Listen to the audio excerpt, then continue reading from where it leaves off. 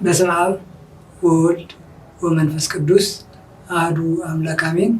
የተወደዳችሁ የልዑል እግዚአብሔር ቤተሰቦች፣ የመርሃ ግብራችን ተከታታዮች በልዑል እግዚአብሔር ስም እንደምን አላችሁ?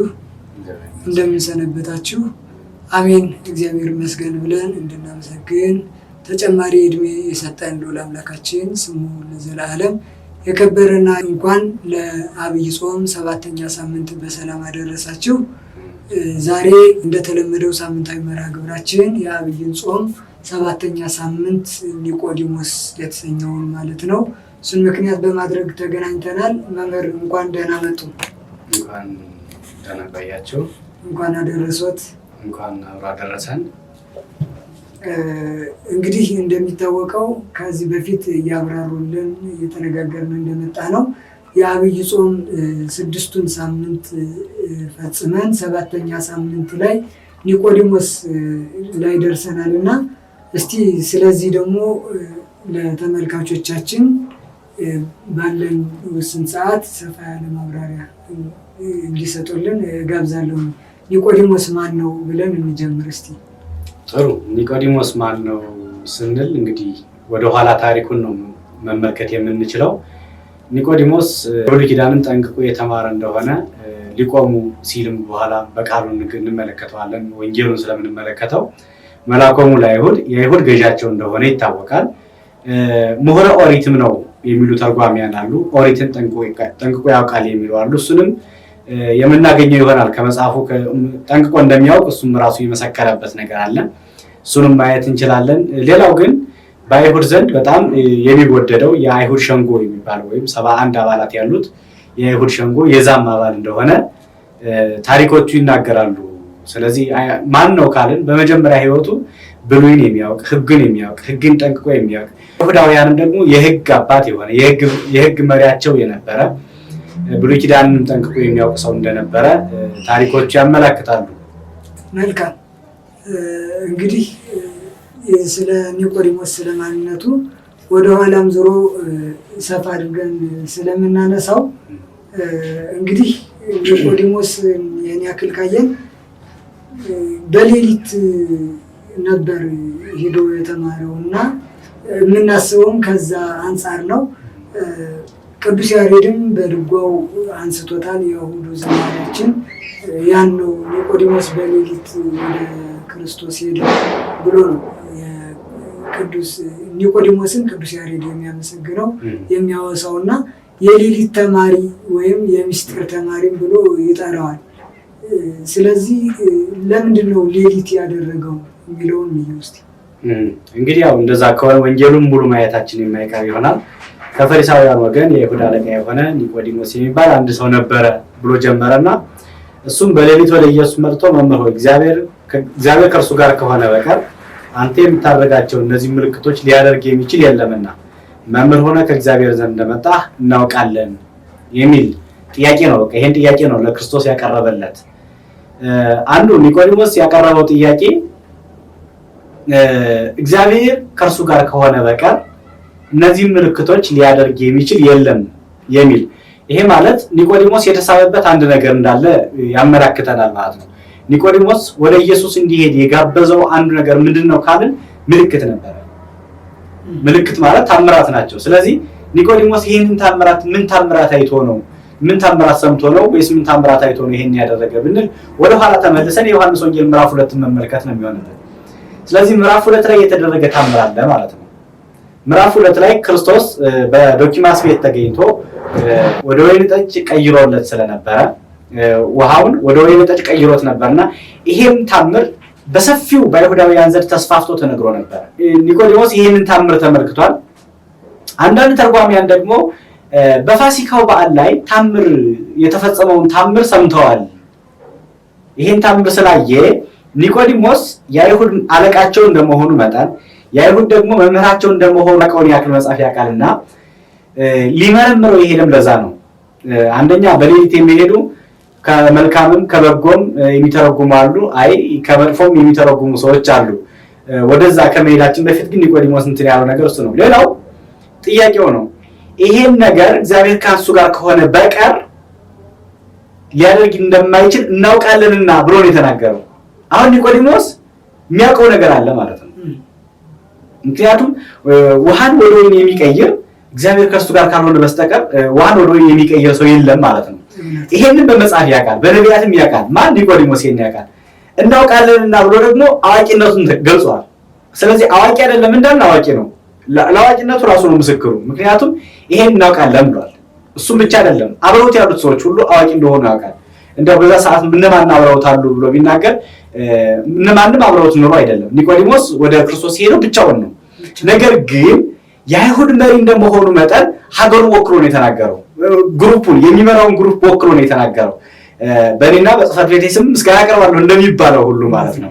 ልክ በእንደዚህ አይነት አቀራረብ ስለነበር የተናገረው። አቀራረቡ እንደሚያውቁ እሱንና እሱን መሰሎቹ እንደዚህ አይነት ተአምራት የሚደረጉት እግዚአብሔር ከእሱ ጋር የሆነ ሰው ብቻ እንደሆነ እንደሚያውቁ ነው የተናገረው።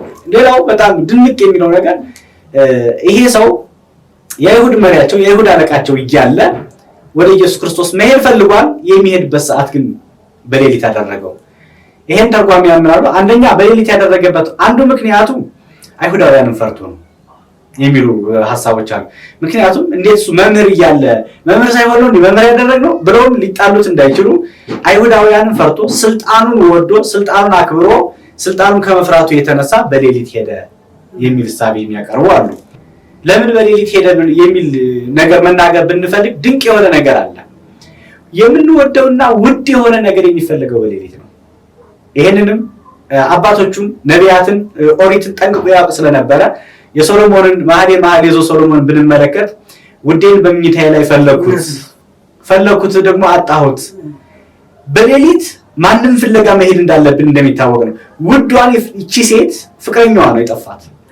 በፍቅረኛ ማገላለጽ የተገለጸ መጽሐፍም ስለሆነ ፍቅረኛዬ ከመኝታዬ ስፈልገው አጣሁትኝ፣ ባጣሁትኝ ጊዜ ተነሳሁ ነው የምትለው። እንደው ቃሉን ሁሉም አንባቢያን ይሄ መጽሐፍ ተወዳጅ መጽሐፍም ከመሆኑ የተነሳ ቃሉን ሁሉ ቢሰሙት ደስ ይለኛል ብዬ አስባለሁ። እንዲህ ይላል፣ ሌሊት በምንጣፌ ላይ ነፍሴ የወደደችውን ፈለኩት አላገኘሁትም። እነሳለሁ በከተማይቱም እዞራለሁ፣ ነፍሴ የወደደችውን በጎዳና በአደባባይ እፈልገዋለሁ፣ ፈለኩት ይላል፣ አላገኘሁትም ብሎ መጨረሻ አለማግኘቱንም ይናገራል። እውነት ይሄ ምንድን ነው የሚያመለክተው? ልቦናችን የሚፈልገውን ልቦናችን የሚያመላልሰውን ነገር ምናልባትም በጫጫታው በሰዎች መካከል ላናገኘው እንችላለን፣ በጫጫታው ላናገኘው እንችላለን። እግዚአብሔር በሰዎች ልቦና ውስጥ ሁሉ ሌሊት ግን እግዚአብሔር እንዳለ በልቦናችን ውስጥ ሁሉ እናውቀዋለን። ምክንያቱም ሰው መተኛትን ሲያስብ ራሱ እግዚአብሔርን ነው የሚያስታውሰው። የመጀመሪያው ተኝቶ ለመነሳት እግዚአብሔርን ማሰብ እንዳለበት በሌሊት የምናገኘው ውዳችን እርሱ እንደሆነ እንድናውቀው ይህን የሶሎሞን መጽሐፍ አብነት አድርጎ ሊሆን ይችላል ብለው የተረጎሙ ሊቃውንቱ አሉ። እኔ ይሄም ሆነ ይሄ ሁለቱም የሚስማማኝ ሐሳብ ነው። ራሱን ከክርስቶስ ጋር ሊያገኘው ከፈለገ ጸጥታ የሆነ ቦታን ይምረጥ። አባቶቻችን ለዚያ ነው ሌሊቱን በሙሉ ሲጸልዩ የሚያድሩት። ማንን ለማግኘት ነው? ክርስቶስን ለማግኘት። በገዳም ያሉት በሙሉ ሌሊቱ የሚነሱ የሚወርቁት ክርስቶስን ፍለጋ ነው። ክርስቶስ በጸጥታ ልብ ይገኛል የሚለውን እሳቤ መሰረት አድርገው ይመስለኛል። በነገራችን ላይ ከእይታ አንጻርም ካየነው ከእንደገና ደግሞ አንድ እውነት ነው። ሲፈራ እንደነበር በግልጥ እምነቱን ያልገለጠ እንደነበር እውነት ነው። ቅድም እንደጠቀሱት መጀመሪያ አካባቢ አይሁድ ሕግ ነበራቸው። ሊቃነ ካህናት ክርስቶስን ያመነ ከምኩራባችን ይወገድ የሚል ትእዛዝም ነበራቸው። ይሄ አንድ ሁለት የለውም፣ ያስፈራዋል። ስልጣን ወዶ እንዳሉት ማለት ነው። የሌሊትም ደግሞ ብዙዎቻችን ትምህርት መተርጉማን እንዳውም ትርጓሜ ዮሐንስ ወንጌል ላይ ትምህርት በጸጥታ ይከተታል፣ ጨለማ ሲሆን ዓይን አይባክንም፣ አይምሮ ይሰበሰባል። ግን ገላጣ ሲሆን ቀን ሲሆን ዓይን ይባክናል፣ ወረኛው ይበዛል። በዚህ ሁሉ የምንፈልገውን ለማግኘት እንቸገራለን እና እንዳሉት ነው። ሁለቱም ዞሮ ተጨባጭ አመክንዮ ነው። መተርጉማኑ በደንብ ያዩት ይመስለኛል። ኒቆዲሞስ የጠየቀው ጥያቄ እግዚአብሔር ከእርሱ ጋር ከሆነ በቀር ይሄን ምልክት አታሳይም፣ ይሄን ደግሞ እኛም እናውቃለን እሱም እንደሚያውቅ ነው ያስረዳው። መምህር ከሆን ከእግዚአብሔር ዘንድ እንደመጣህ እናውቃለን፣ መምህር ሆነ ከእግዚአብሔር ዘንድ እንደመጣህ እናውቃለን የሚል ጥያቄን ያቀረበለት ለክርስቶስ። ግን ክርስቶስና ጠያቂውና ወይም ኒቆዲሞስና ክርስቶስ ጥያቄውም መልሱም የሚግባባ ነገር አልነበረም። ይሄን ለምን የሚል ጥያቄዎችን ማንሳት እንችላለን እዚሁ ላይ ማለት ነው። መምህር ሆነ እንደመጣህ እናውቃለን ብሎ ጠይቆት፣ ነገር ግን የክርስቶስ መልስ ግን እንደዚህ ነበረ። ኢየሱስ መልሶ እውነት እውነት እልሃለሁ ሰው ዳግመኛ ካልተወለደ በቀር የእግዚአብሔር መንግስት ሊያይ አይችልም። አሁን መምህር ሆነ እንደመጣህ እናውቃለን ሲባል አዎ እውነት ነው ወይ አይደለም እኔ መምህር ሆኜ አልመጣሁም የሚል መልስ ነበር መሆን የነበረበት። ቀጥተኛ መልሱ መሆን የነበረበት ይሄ ነው። ነገር ግን ለኒቆዲሞስ እውነት እውነት እልሃለሁ ሰው ዳግም ካልተወለደ በስተቀር እግዚአብሔር መንግስት ሊያይ አይችልም የሚል መልስ ነው የሰጠው። እንዴት ነው የሚል ጥያቄ ይሄ ሁለቱ ነገሮች ምንድነው ስንል አንደኛው ክርስቶስ ኒቆዲሞስን አይምሮ ላይ ሽፍት እንዲሆን ፈለገ። የፈለገበት አይምሮ ሽፍት እንዲያደርግ ፈለገ። አንተ የምታውቀው ዕውቀት ምድራዊ ነው፣ አንተ የምታውቀው ዕውቀት ህጋዊ ነው። ኒቆዲሞስ ክርስቶስን ሊመረምረው የፈለገ እንደ ህግ አዋቂነቱ ነበር። እንደ ህግ አዋቂነታችን አንተ ከእግዚአብሔር ዘንድ እንደመጣህ እናውቃለን ነው እንደ ህግ አዋቂነታችን። አይ እንደማያውቅ ደግሞ ክርስቶስ ሊያስረዳው ፈለገ። እንደማያውቅ ሊያስረዳው ስለፈለገ ወይም ከምድር ወደ ሰማይ ከፍ ሊያደርገው ስለፈለገ ነገሮች አሉ። እውነት እውነት እልሃለሁ አንተ የምታውቀው ምድራዊ ነው፣ እኔ የምነግርህ ደግሞ ሰማያዊ ነው። ሰው ከውሃ ካልተወለደ በስተቀር ወደ እግዚአብሔር መንግስት ሊገባ አይችልም ማለትና እንደገና ከፍ አደረገው ማለት ነው። ከዛ በኋላ መግባባት ሁሉ ነው ያቃተው። ሰው እንዴት ይሆናል ወደሚለው አይነት ጥያቄ ነው የሄደው። ይሄን ለምንድን ነው ያልተግባቡት? ለምንድን ነው በጥያቄና መልሳቸው ሊግባቡ ያልቻሉት? የማያውቀውን ለመጠየቅ ፈልጎ ይመስለኛል። ቅድም እንዳሉት የማያውቀውን ነው ማስተማር የፈለገው ጌታችን። ኒቆዲሞስ የማያውቀውን ነው ማስተማር የፈለገው። ክርስቶስ የራሱን ክብር አይደለም መግለጽ የሚፈልገው። በቃ ክርስቶስ ራሱን ክብር አይገልጥም። ኒቆዲሞስ ግን እንደሚያውቅ ነበር የተናገረው። ሰብአዊነት ማለት እሱ ነው። እንደምናውቅ እንናገራለን፣ ግን እንደማናውቅ አለማወቃችንን ደግሞ መልሰን በሌላ መንገድ እንደሚገለጥብን ለማሳየት ነው። ክርስቶስ አይ እንደማታውቅ በዚህ ላስረዳህ ነው። ምድራዊነት ሰማያዊነቴን አታውቅም፣ ምድራዊነቴን ብታውቅ እንኳን አይነት ሐሳብ አቀረበልን። መልካም። እዚህ ላይ በደንብ ሰፋ አድርገው እንትን ይሉታል፣ ያብራሩልናል። የዚህ አስተምህሮዎቹ የዚህ ሳምንት አስተምህሮ በጣም ረቀቅ ያለ አስተምህሮ ነው። በእውነት በጣም ወርቃማ ክፍል ነው። ይሄ ክፍል ለኛ በኒቆዲሞስ በኩል በጣም የተማርንበት ክፍል ነው። በነገራችን ላይ ኒቆዲሞስ ባይጠይቀው በምን አግባብ ሊጻፍልን ብዬ ሁሉ አስባለሁ መምህራችን። እና እዚህ ላይ ያገኘናቸውን ትምህርቶች እስቲ አንድ ባንድ እንነጋገርበት። እስቲ ያብራሩልን። ጥሩ። እንግዲህ ያው ኒቆዲሞስ መጠየቁ ለኛም ጥሩ ብርሃን አብርቶልናል። እኛም ይህን ጥያቄ እናውቃለን የምንል ሰዎች የማንጠይቀው ጥያቄ ቢሆን ኖሮ ሰው ከውሃ ተወልዶ የእግዚአብሔርን መንግስት ይወርሳል ወይስ አይወርስም የሚለው ጥያቄ ውስጥ ሌላው ዝግብ ውስጥ እንነሳ ነበረ። ኒቆዲሞስ በመጠየቁ ግን መልሱ ባለቤቱ በኢየሱስ ክርስቶስ ተሰጥቶናል። እውነት ክብር ምስጋና ለሱ ይግባ። ምንድነው ማለት እንፈልገው? አንዱ ክርስቶስ ወደ ላይ ከፍ አደረገው። እሱ ምድራዊነቱን ለመናገር ሲፈልግ ክርስቶስ ወደ ላይ ከፍ ያደረገው። ኒቆዲሞስ ይሄን ነገር እንዴት ተጠራጠረው ሁሉ ብለን ልንጠይቅ እንችላለን። እንዴት ይሆናል? እንዴት ሰው ከውሃ ይወልዳል ብሎ ጥያቄ ሁሉ እንዲያነሳ ያደረገው ለምንድን ነው ብለን ብንጠይቅ ሰው ያልተወለደውን ነገር ሊያውቅ አይችልም። ሰው ያልተወለደበትን ነገር ሊያውቅ አይችልም። አንድ ሕፃን በእናቱ ሆድ ውስጥ እያለ በውጭ እናቱ የምታደርገውን ነገሮች በሙሉ በውጭ ያለውን ነገር ሊያውቅ አይችልም። ሊያውቅ የሚችለው የሆዱን ብቻ ነው። በሆድ ውስጥ የሚደረገውን ነገር ሊያውቅ ይችላል። ከሆድ ውጭ ያለውን ነገር ግን ሊያውቅ አይችልም። ኒቆዲሞስ ሰው ከውሃና ከመንፈስ ቅዱስ ተወልዶ የእግዚአብሔርን መንግስት እንደሚወርስ አያውቅም። ለምን? ከውሃና ከመንፈስ ቅዱስ ስላልተወለደ ማለት ነው። ያልተወለደ ሰው ይሄን ሊያውቅ አይችልም። ኒቆዲሞስ ስላልተወለደ ይሄን ሊያውቅ አይችልም። ጥያቄውን የሚያነሳው ለዛ ነው። እንዴት ይሆናል ብሎ በኋላ ጥያቄ የሚጠይቀው ያልተወለደ ሰው ሊያውቅ እንደማይችል ለማሳወቅ ነው። አንዱ ምክንያት እሱ ነው። ሌላኛው ምክንያት ኒቆዲሞስ ይህን ጥያቄ ሲጠይቅ ክርስቶስ የጠየቀበት ምክንያት አንተ የሚያስፈልግ እግዚአብሔር መንግስት ነው። የዚህ ምድር ሹመት አይደለም፣ የዚህ ምድር ስልጣን አይደለም፣ ሰዎች ፈርተህ የመጣሃቸው ሰዎች አይደሉም የሚያስፈልጉ። አንተ የሚያስፈልግ እያንዳንዱ ክርስቲያን፣ እያንዳንዱ ማህበረሰብ፣ እያንዳንዱ ምዕመን የሚያስፈልገው የእግዚአብሔር መንግስት ነው። መጀመሪያ ምኑ መፈለግ አለብህ ለማለት ነው? መንግስቱንና ጽድቁን መፈለግ አለብህ ለማለት ነው። አስቀድሞ እውነቱን እልሃለሁ ለምን እንደዚህ ያለው ብሎ ራሱ መጠየቅ ይቻላል። ክርስቶስ ለምንድን ነው ኒቆዲሞስን እውነቱን እልሃለሁ ሰው ከውሃና ከመንፈስ ካልተወለደ እግዚአብሔር መንግስት ሊወርስ አይችልም ያለው ብንል የክርስቶስ ዓላማው እግዚአብሔር መንግስት ማውረስ ስለሆነ። ምክንያቱም ሌላ ምንም ዓላማ የለው። አንድ ሰባኪ እውነተኛ ዓላማው የራሱን ክብር መግለጽ አይደለም። የአንድ ሰባኪ ዋና ዓላማው፣ የአንድ ቀዳሽ ዋና ዓላማው የራሱን ክብር፣ የራሱን ቅዳሴ፣ የራሱን ድምፅ፣ የራሱን ውበት፣ የራሱን ቋንቋ ለማስረዳት አይደለም። ዋና ዓላማችን ምን ሰብከው የምናስተምረው ዋና ዓላማችን ምንድነው ከተባለ እግዚአብሔር መንግስት ሰው እንዲወርስ ማድረግ ነው።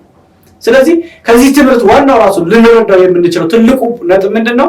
ሁሉም አስተማሪዎች፣ ሁሉም መካሪዎች የክርስቶስ አሰር ተከታይ የሐዋርያት ተከታይ የምንባል እኛ ሁላችን ማስተማር ያለብን አስቀድሞ መንገድ ያለብን ይህን ታሪኩን ወሬው ምኑን ሳይሆን የእግዚአብሔርን መንግስት አስቀድሞ መናገር እንዳለብን ከዚህ ቃል የምንረዳው ነው። እውነቱን እልሃለሁ ሰው የእግዚአብሔር ከውሃና ከመንፈስ ካልተወለደ የእግዚአብሔር መንግስት ሊወርስ አይችልም ብሎ ይህን የተናገረበት አንዱ እሱ ነው። ሌላኛው ምክንያት ጥምቀትን ለማስረዳት ነበር።